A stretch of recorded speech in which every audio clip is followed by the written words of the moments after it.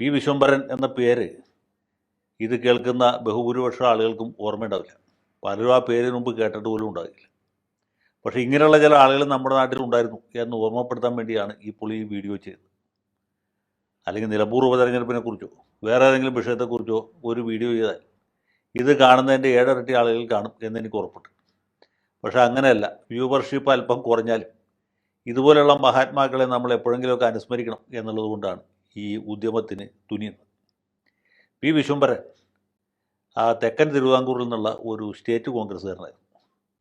ഇന്ത്യക്ക് സ്വാതന്ത്ര്യം കിട്ടുന്നതിന് മുമ്പ് തിരുവിതാംകൂർ നാട്ടുരാജ്യമായിരുന്നുകൊണ്ട് ഇന്ത്യൻ നാഷണൽ കോൺഗ്രസ് അവിടെ പ്രവർത്തിച്ചിരുന്നില്ല. സ്റ്റേറ്റ് കോൺഗ്രസ് എന്ന പേരിലാണ് ഈ സംഘടന പ്രവർത്തിച്ചത്.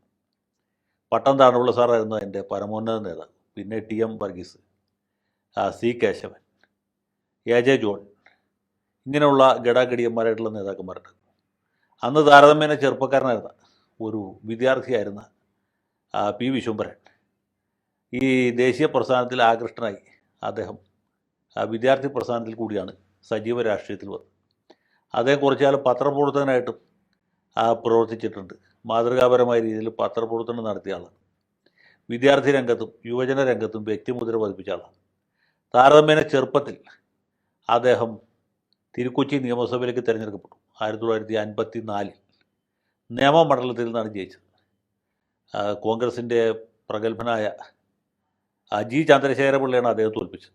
അപ്പോൾ ഈ പട്ടം താണുപിള്ള സാർ കോൺഗ്രസിൽ നിന്ന് രാജിവെച്ച് PSP ഉണ്ടാക്കിയപ്പോൾ, PSP അല്ല, ആദ്യം ISPയിലാണ് ചേർന്നത്. ISP പിന്നീട് പ്രജാ പാർട്ടിയുമായിട്ട് ലയിച്ചപ്പോഴാണ് PSP ആയിട്ട് മാറി. അങ്ങനെ PSP ആയപ്പോൾ അദ്ദേഹത്തോടൊപ്പം PSPയിൽ ചേർന്ന ആളാണ് നമ്മുടെ കഥാപുരുഷനായിട്ടുള്ള വിശ്വംഭരൻ.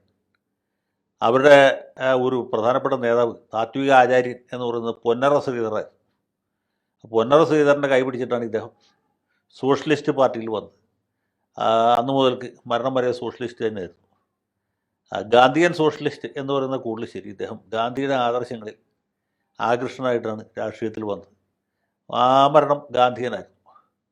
അങ്ങനെ അത് 1954 ജി ചന്ദ്രശേഖരപിള്ളയെ തോൽപ്പിച്ച് നിയമസഭയിലെത്തുന്നു. 56 ആ നിയമസഭ പിരിച്ചു കൊടുത്തു.